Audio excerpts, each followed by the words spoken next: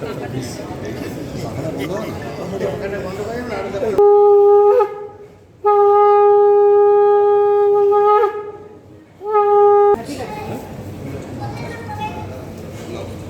পুষ্প প্রদান করছেন প্রাক্তন রাজ্য সভাপতি রাহুল সিনহা মহাশয়। এবার পুষ্প প্রদান করছেন শ্রমিক ভট্টাচার্য দাদা। দিদি করছেন ঘুরে ঘুরে ও এত তাড়া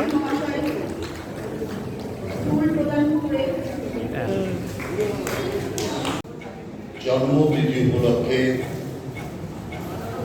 তার এই স্মরণ সভায় মঞ্চে উপস্থিত প্রগতি ভারতী, এই সংস্থার যারা কর্ণধার সোমদেব ব্যানার্জি, শ্যামা সিনহা, রমিত ভাই, কৃষ্ণ দাস চ্যাটার্জি, উমাদি এবং অন্যান্য যারা এই মহান কর্মকাণ্ড করার জন্য আপনাদের পুরো চেষ্টা আপনারা চালাচ্ছেন, তার জন্য আমি অন্তর থেকে তাদের সবাই, কারণ দেখুন, যে সমাজ, যে সংস্থা বা যে জাতি তার অতীত ভুলে যায় বা অতীত মহাপুরুষ থেকে পথ নেয় না বা অতীত থেকে শিক্ষা গ্রহণ করে ভবিষ্যতের চলার পথ ঠিক করে না, সেই সংস্থাও এগোতে পারে না, সেই জাতিও এগোতে পারে না, আর সেই সমাজ এগোতে পারে না। সেই কারণে আজকে হরিপদ ভারতী, তার সম্পর্কে আমরা আমাদের যে প্রজন্ম কতটুকু জানে? হরিপদ ভারতীর প্রচার হয়নি, প্রসার হয়নি, এর জন্য দায়ী হচ্ছে আমরা। আজ যদি হরিপদ ভারতী জীবিত থাকতেন, আজকের এই পঙ্কিলময় রাজনৈতিক নক্ষত্র হিসাবে বিশাল প্রচার, সেই সময় টিভি নেই, সেই সময় সোশ্যাল মিডিয়া নেই, ফেসবুক নেই, টুইটার নেই, হোয়াটসঅ্যাপ নেই, অতএব আজকে প্রসার এবং প্রচার যত সহজ ছিল, সেই দিনের সময়টা কিন্তু সেরকম নয়। গুটি কয়েক পেপার, সেই পেপারগুলো এক একটা এক এক মতে, মূলত বাংলার কংগ্রেস মতে বিভক্ত, আমাদের মতে জাতীয়তাবাদী মতে, রাষ্ট্রীয়বাদী মতে কোন সংবাদ মাধ্যমই ছিল। যে কারণে দুই অশুভ শক্তির মাঝখান দিয়ে রাষ্ট্র শক্তিকে জায়গা করে নিতে হবে, এইরকম একটা কঠিন রাজনৈতিক আবর্তে ঠিক যেরকম করে আমাদের যে বিজেপির প্রতি পদ্মফুল দেখবেন স্বচ্ছ জায়গায় হয় না, পঙ্কিলময় জায়গায় পদ্মের জন্ম হয়, কাদা নোংরা জায়গায় পদ্মের জন্ম হয়। সেই নোংরা আবর্ত থেকে পদ্ম নিজেকে উদ্ভাসিত করে তোলে, আর ধীরে ধীরে তার পাখনা মিলে সমস্ত পাপড়ি সূর্যের দিকে ঘুরে তাকায়। এই হচ্ছে পদ্মের মূল ভূমিকা, যে কারণে ভারতীয় জনতা পার্টির প্রতীক চিহ্ন পদ্ম ফুল। ঠিক মাস্টার মশাইও এই কঠিন পঙ্কিল অবস্থা পদ্ম সম তিনি প্রস্ফুটিত হয়েছিলেন। রাজনীতি মানে লোকেরা বলে অসাধু লোক, ধান্দাবাজ লোক, অকর্মণ্য লোক, অসাধু লোক, তাদের হচ্ছে একটা পীঠস্থান। মশাইকে দেখেছে, তিনি মাস্টার মশাই প্রতি যে শ্রদ্ধা তার মস্তক নত হয়েছে। দেখুন ক্লিয়ার যদি বলতে হয় তাহলে হরিপদ ভারতীর নাম বলতেই হবে। যেমন দেখতে সুদর্শন ছিলেন, তেমনি তার চাল চলন, রাজকীয় চাল চলন ছিল। বেশভূষা ধুতি পাঞ্জাবি ধবধবে সাদা, এবং একজন প্রকৃত বাঙালি, পুরোপুরি বাঙালিয়ানার গর্ব তার ভেতরে ছিল। তেমনি তার ভাষা, তেমনি তার ভাষা জ্ঞান এবং ভাষাকে থ্রো করা, যে কলা কৌশল তিনি শিখিয়ে দিয়েছেন, স্বাভাবিকভাবে আজকে তা দুর্লভ। যে কারণে হরিপদ ভারতী সকলের মাস্টারমশাই হয়েছে। ছোট মাস্টারমশাই বলতো, তার যে বড় যিনি তিনি মাস্টারমশাই। অন্য পার্টির লোকেরা মাস্টারমশাই বলতো। এমন বাগ্মিতা তার ছিল, তিনি বিধানসভার চোরাবাগান আসন থেকে জয়লাভ করেছিল। বিধানসভার সদস্য থাকাকালীন পুরো সিপিএম এর কবজাতে বিধানসভা আজকে যেরকম তৃণমূলের কবজাতে আছে, সেই বিধানসভায় দাঁড়িয়ে কঠোর শব্দে সিপিএম এর এক একটা অনাচার, দুরাচার, তাদের স্বজন পোষণ, তাদের ভ্রান্ত নীতি একটার পর একটা তুলে ধরেছে। যেমন আমরা কোথায় কোথায় বলি, কাউকে গাল দিতে গেলে কুকুরের বাচ্চা, হরিপদ ভারতীয় কুকুরের বাচ্চা বলে গেছে। আর ময়দানে নয়, বিধানসভায় দাঁড়িয়ে বলে গেছে একদল সারেমর, যারা এই সমাজকে এইভাবে ঘুরে ঘুরে খাচ্ছে। শুনতে কত ভালো লাগে। আমরা কোথায় কোথায় অনেকে বলতো, আমি শব্দটা ইউজ করলাম না, মুসলমানরা যা খায় না সেটা অমুকের বাচ্চা। উনিও বিধানসভায় দাঁড়িয়ে ওই শব্দ ইউজ করেছে। তিনি বলতেন বরাহনন্দ। শুনতে কত ভালো লেগেছে। যখন ওই বাচ্চার বদলে বরাহনন্দন বলতেন, যারা শুনছে, যাদের বলছে, তারাও মনে করছে বরাহনন্দন মানে কোন দেবের নিশ্চয়ই আমরা ছেলে, সে কোথায় বলছি।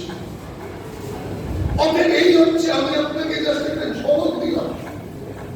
অজস্রনার ভাষণের শৈলী আমি দিতে পারি। এইভাবে প্রত্যেকটি শব্দ চয়ন, উপযুক্ত ভাবে বাক্য রচনা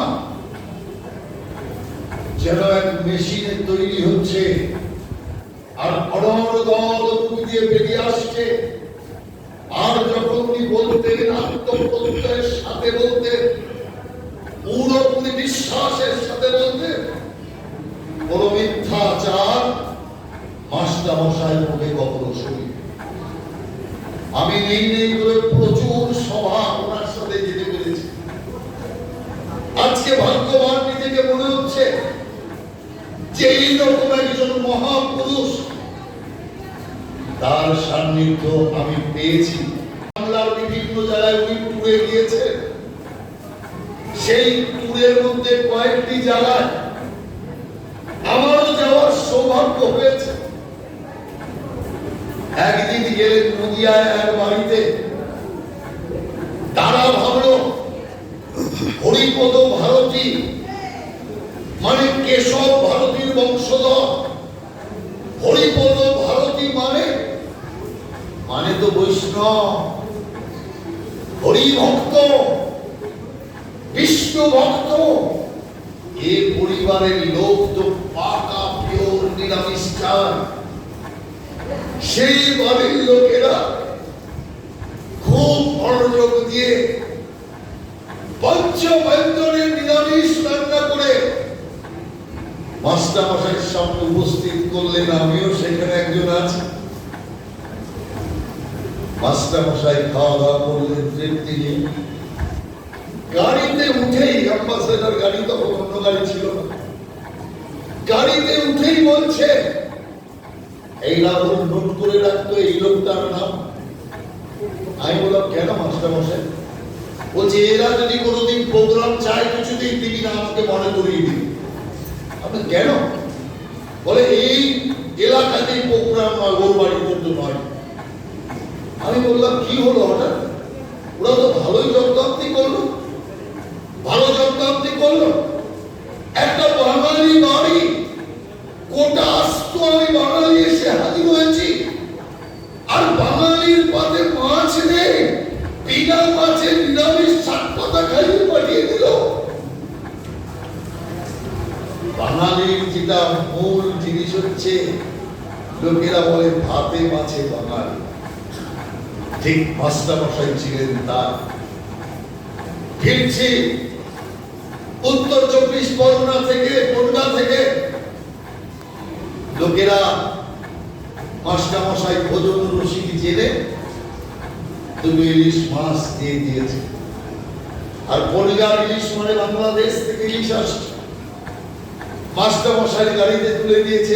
আপনারা সেবা দেন, আমরা দিলাম।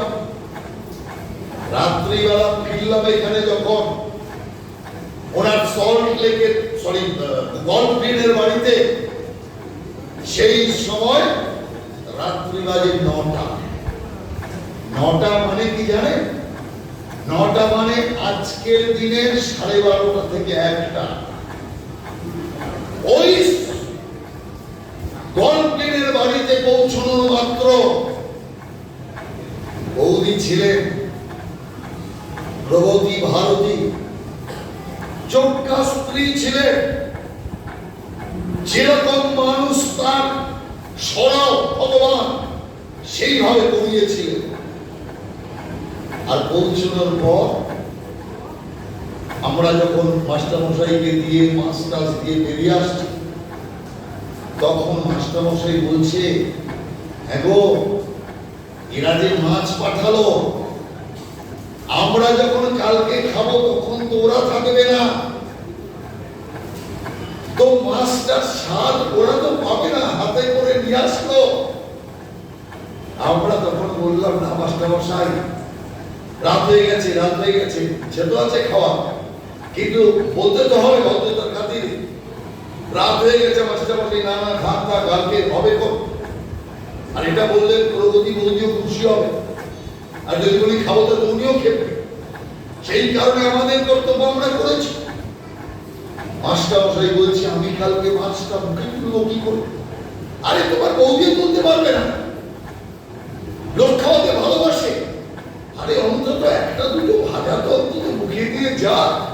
তার মানে মাস্টারমশাই খেতে চাইলে বৌদি করবে না, কিন্তু আমাদের জন্য বলে উনি মাছ কাটবেন। তখনকার দিনে তো আর বাজারে মাছ কেটে দিত না, মাছ উনি কাটবে, কেটে ভাজবে, আমাদের নাম করে আমাদেরও দেবে, উনিও খাবেন, গোটা 6 আমরা খাবো একটা। এই রকম ভোজন রসিক ছিল। আপনি দেখবেন একদম শিশু সুলভ।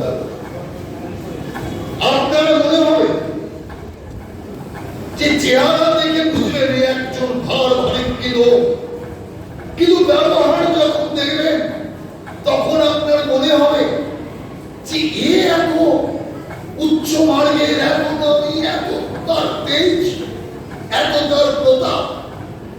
যদি চেহারা একটু কমা হতো তাহলে স্বাভাবিকভাবেই আমি বলছি, হরিপদ ভারতীর প্রথম অ্যাপিয়ারেন্সে যে সুযোগটা উনি পেয়েছেন সেটা প্রথমে পেতেন না। আগে দর্শনদারি, বাদে গুণবিচারী। অতএব যদি দর্শনদারি না থাকতো, শুধুমাত্র গুণের বিচারে, তখন হরিপদ ভারতের বিচার। কিন্তু দেখা মাত্রই মনে হতো এক দেব শিশু, ব্রহ্মাণ্ডের কোন অতল জায়গা থেকে সোজা পৃথিবীতে নেমে এসেছে। আর যদি কথা শুনবে মন শান্তিতে ভরে যাবে। কোন বিরোধী রাজনৈতিক দলের নেতা আজকে যেমন বিধানসভায় তৃণমূলের জ্বালায় বলতে পারেন না কিচ্ছু, ঠিক একইভাবে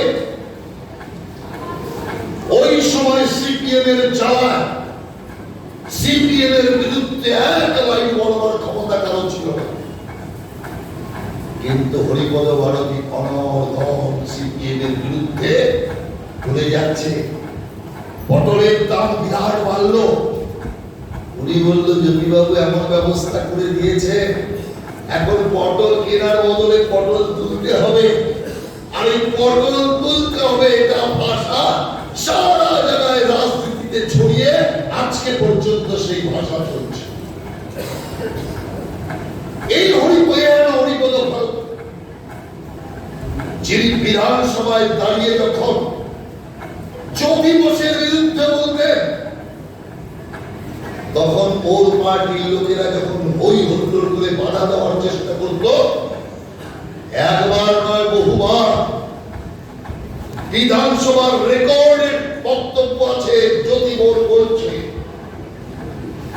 হরিপদ বাবু বলুন, ওনাকে কেউ বাধা দিও না, ওনার মুখ দিয়ে গালিও আমার কাছে অমৃত লাগে। এত সুন্দর উনি বলেন, এত সুন্দর ভাষা প্রয়োগ, এত সুন্দর বলার সামরিক ভক্তি, আর এমন পঙ্ক্তি আর এমন শব্দ চয়ন আমাকেও মুগ্ধ করে। যেমনি করে আমাদের দলের প্রতিষ্ঠাতা ভারত কেশরী ডক্টর শ্যামা প্রসাদ মুখার্জি যখন লোকসভায় বলতেন, জওহরলাল নেহরু তিনি রেকর্ডে ভাবে বলেছিলেন শ্যামা প্রসাদ মুখার্জির বক্তব্যে হাজার গালি থাকলেও তার শোনার আগ্রহ আমার ধরা বলি। ঠিক এক্ষেত্রে এখানে তার হরিপদ ভারতী অনেক প্রলোভন পেয়েছিলেন অন্য রাজনৈতিক দল থেকে। শ্রমিক এই কথা বলে গেছে, সেই জন্য আমি ওই কথার পুনরাবৃত্তি করব না। যেগুলো অন্য বিষয় সেগুলোই আমি আপনাদের সামনে তোলার চেষ্টা করি। কিন্তু একটা জিনিস আপনি লক্ষ্য করুন, একটা মানুষ জীবনে দেখছে অনেক লম্বা বড় হাতছানি, সেই হাতছানিকে কিন্তু উনি কখনো সাড়া দেয়নি। তার কারণ ইজ্জত যে বিক্রি করে তার নাম বেশ্যা। উনি ইজ্জতকে বিক্রি করেননি, আদর্শকে বিক্রি করেননি। তার আদর্শ নিয়ে তিনি শেষ জীবনের শেষ পর্যন্ত ছিল। সঙ্গে এই স্থানে হরিপদ ভারতীর জন্মদিন পালন করবার এই অনুষ্ঠান করার জন্য আমি সুখদেব ব্যানার্জি, রবীন ঘোষ সহ সমস্ত সংস্থার কার্যকর্তাকে ধন্যবাদ জানাচ্ছি। কেন, আমি যখন ঢুকছিলাম এখানে তখন আমার মনের মধ্যে একটা আনন্দে ভরে গিয়েছিল, কারণ এই হরিপদ ভারতীর সাথে একবার নয় দুবার এখানে আসার সৌভাগ্য আমার হয়েছে। এবং তখনকার যে সন্ন্যাসীরা ছিল, সেই সন্ন্যাসীরা যেভাবে মাস্টারমশাইকে ঘিরে ধরেছে, যেভাবে তার কাছ থেকে আশীর্বাদ নেওয়ার জন্য ভিড় লেগেছে, যেভাবে তার চরণ তলে বসার জন্য এই সন্ন্যাসীদের আগ্রহ আমি দেখেছি, তখন মনে মনে আমি ভাবছিলাম এরা সন্ন্যাসী না এ সন্ন্যাসী। এইরকম সম্মান যাদবপুর লোকসভা থেকে দাঁড়ালেন তিনি। যাদবপুর লোকসভায় ভারতীয় জনতা পার্টির প্রার্থী হিসেবে দাঁড়ালেন। এক একটা মিটিং করছে, জনস্রোত বললেও ভুল হবে, সমুদ্রের আকার ধারণ করেছে একটা ভাব। বিজেপির লোক কোথায় ছিল? হাতে কোনো লোক, পয়সা দিয়ে লরি করে চলে আসবে এই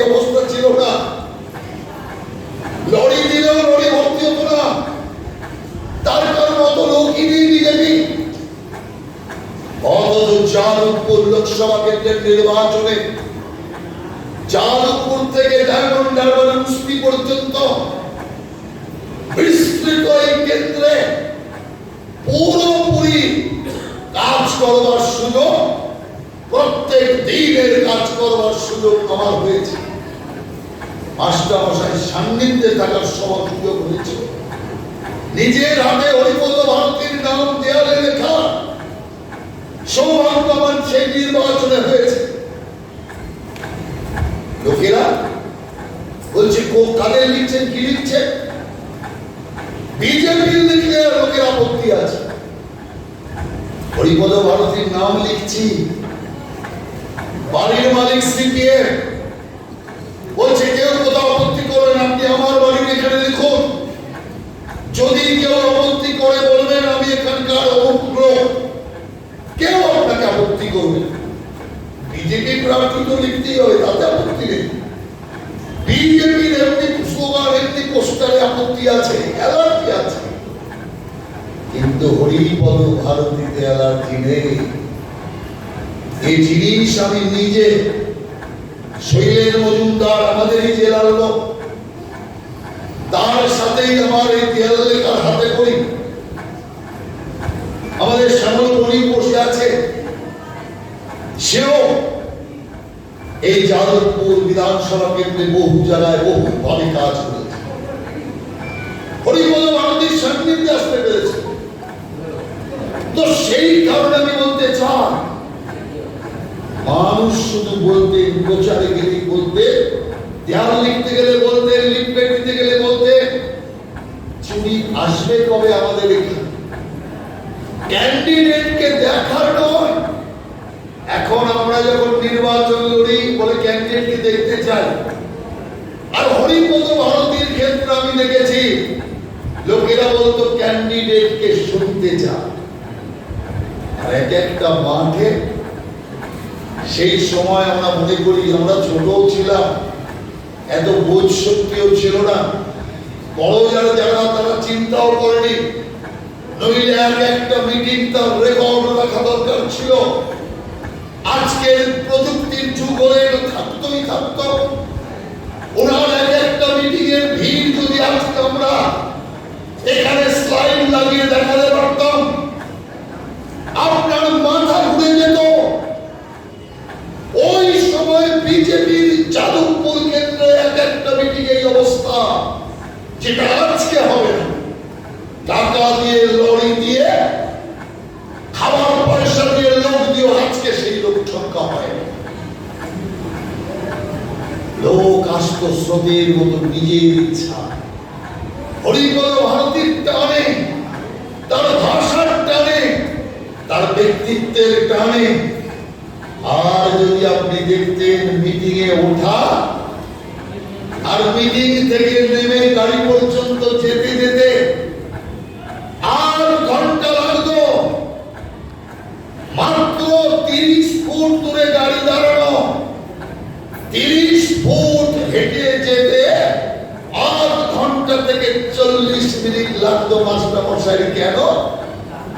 শুধু প্রণামের ঘটা, প্রণাম নিয়ে মারবি, কে আগে পাঁচ হবে, কে প্রণাম করবে, কে আশীর্বাদ দেবে।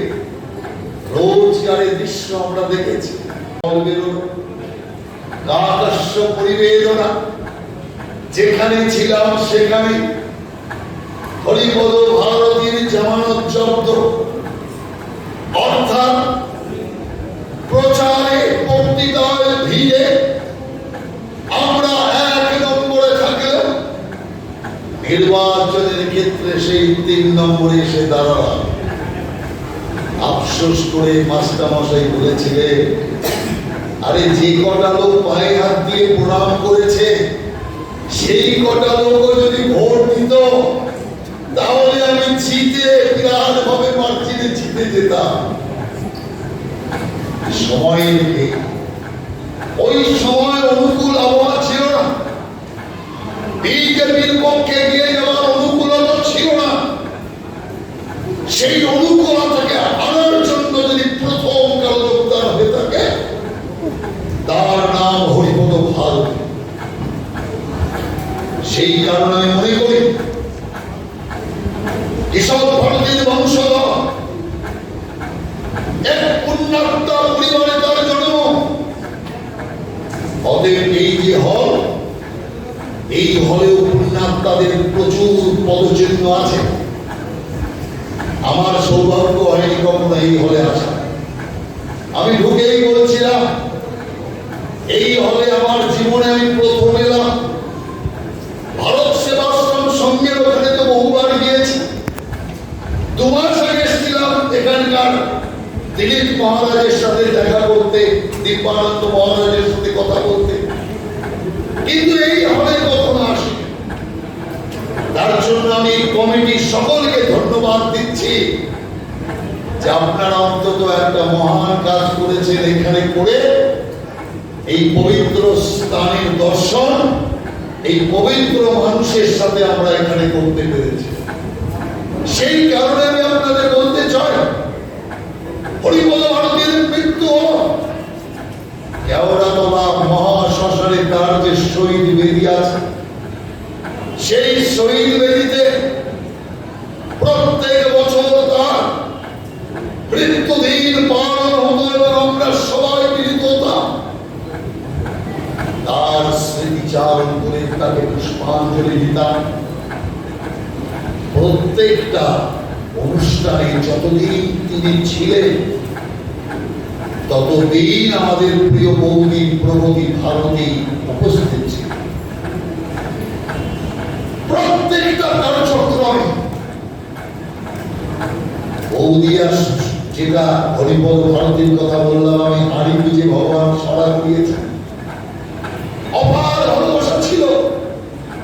বৌদির যদি সহযোগ না থাকতো, তিনি একজন অধ্যাপিকা, তার যদি সহযোগিতা না থাকতো, তার যদি যোগদান না থাকতো, আমি বিশ্বাস করি হরিপদ ভারতীতে পারতেন না। তার কারণ কোন তার বহু থাকতো, কিন্তু গুণ বিকশিত হতো না। বৌদির অগাধ সমর্থন, নিঃস্বার্থ ভালোবাসা আর নিঃস্বার্থভাবে এগিয়ে যাওয়ার জন্য প্রেরণাই হরিপদ ভারতীকে অনেক এগিয়ে দিয়েছে। দুর্ভাগ্যের বিষয়, যতদিন আমাদের তাকে পাওয়ার কথা ছিল ততদিন আমরা পাইনি। যদি আমরা ওনাকে যতদিন আশা করেছিলাম ততদিন যদি পেতাম, তাহলে বিজেপির উত্থানের মুহূর্ত পর্যন্ত আমরা হরিপদ ভারতীকে পেতাম। আর আজকের যে রাজনৈতিক আবহাওয়া, পঙ্কিল রাজনৈতিক আবহাওয়া, কদর্যতা, এখন রাজনীতিতে মূল লক্ষ্য কি জানেন?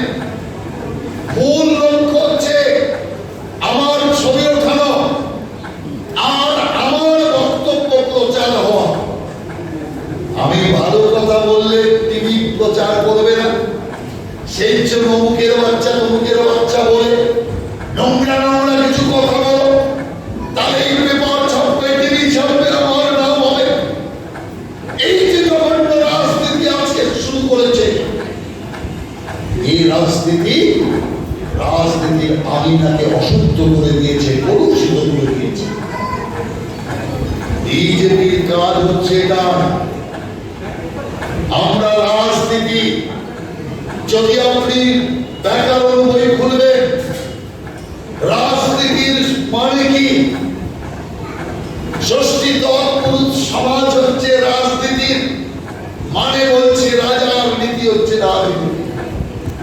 রাজার যে নীতি, যে নীতিতে দেশ শাসন করে, তার নাম হচ্ছে রাজনীতি। ওই পুস্তক আপনি তাই পাবেন। সমাজ করলেও ষষ্ঠী তৎপুরুষ সমাজে তাই থাকবে। আমরা আমাদের যে সমাজ, আমাদের যে ঘটনা, আমরা কখনো রাজনীতির ব্যাখ্যাতে মানিনি। রাজার নীতি রাজনীতি হতে পারে না। দুরাচারী কুরাজা, তার নীতি কি করে রাজনীতি হবে? যে কারণে আমরা বিশ্বাস করে আসছি নীতির রাজা হচ্ছে রাজনীতি। যে নীতি সমস্ত নীতির চেয়ে বড়, সবচেয়ে বড় নীতি যে, তার নামে হচ্ছে রাজনীতি। আর সেই নীতিকে বাস্তবের মাটিতে প্রতিফলন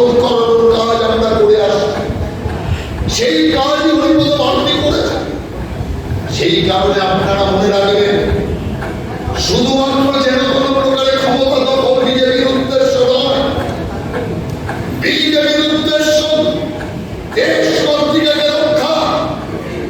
দেশ মাতৃকার তো রক্ষা পেয়ে গেছে তার সুযোগ্য সন্তানের কারণে, নরেন্দ্র মোদীর কারণে। কিন্তু হরিপদ ভারতীর পদস্পর্শের পবিত্র মাটি, শ্যামাপ্রসাদ মুখার্জির জন্মস্থান পশ্চিমবাংলা, এর মাটি তো মুক্ত হয়নি, বিপদ মুক্ত বলতে পারিনি আমরা। সেই কারণে আমাদের পরিষ্কার আমাদের শপথ নিতে হবে, ভারত মাতা হাসছে, বাংলা মাতা কাঁদবে, এ হতে পারে না। সেই কারণে আজকে আমাদের বলতে হবে, বলো বলো বলো সবে শত বিনয় নুরবে, বাংলা আমার সারা দেশের মাঝে শ্রেষ্ঠ আসন হবে, ধর্মে মহান হবে, কর্মে মহান হবে, সারা দেশকে পথ দেখাবে আমার বাংলায় হবে। সেই সোনার বাংলা, সেই মহাপুরুষদের বাংলা আমার ফিরিয়ে আনতে হবে। যে কারণে আমি আপনাদের পরিষ্কার বলতে চাই, আমরা যাতে লক্ষ্যভ্রষ্ট না হই, প্রেসে ফটো তোলা আর প্রেসে বিবৃতি ছাপার জন্য অন্য রাজনৈতিক দলের মতো নোংরা উপায়ে নোংরা কাজে আমরা নামি, কুভাষার প্রয়োগ না করি। আজ ওটার কাল হোক, মহত্বের শ্রেষ্ঠতা প্রমাণ পাবেই পাবে। এটা আপনি জেনে রাখুন, মহান যা তা আজকে প্রাধান্য না পেলে আপনি যদি মনে করেন চিরস্থায়ী ভাবে পাবে না, তা নয়। গীতাতেই ভগবান শ্রীকৃষ্ণ বলেছেন, মিথ্যা অসত্য সত্যের উপর রাজ করবে, কিন্তু পৃথিবী যতদিন থাকবে, ব্রহ্মাণ্ড যতদিন থাকবে, কোনদিন মিথ্যা সত্যের উপর চিরস্থায়ী বিজয় প্রাপ্ত হতে পারবে না।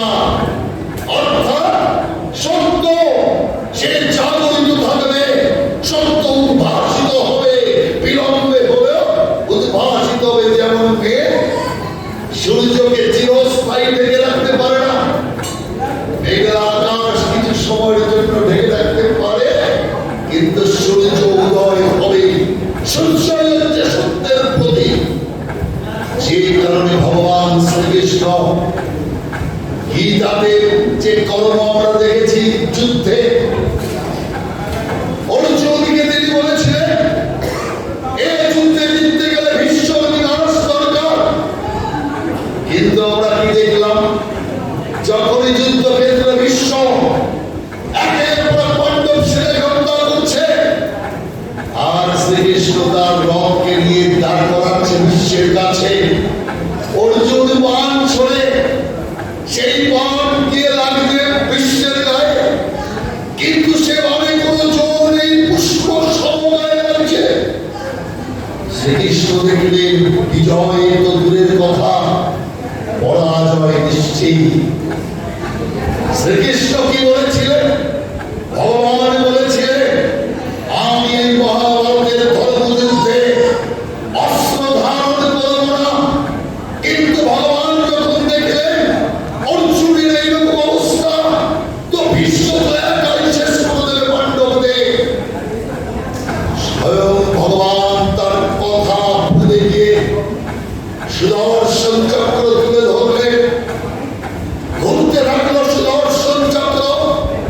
ভীষ্ম রথ থেকে নেমে এসে হাঁটু গেড়ে ষষ্ঠাঙ্গে ভগবান শ্রীকৃষ্ণকে বললেন, হে ভগবান, আপনার হাতে মরতে চাও, সুদর্শন চক্র চালান, হত্যা করুন আমাকে, এই কৌরবের মৃত্যু আমি বরণ করতে চান। সঙ্গে সঙ্গে অর্জুন সে পা চিপে ধরল, ভগবান শ্রীকৃষ্ণকে বলল, আপনি কি করছেন? লোকেরা বলবে আপনি কথার খেলাপি। আপনি না কথা দিয়েছেন যে আপনি এই যুদ্ধে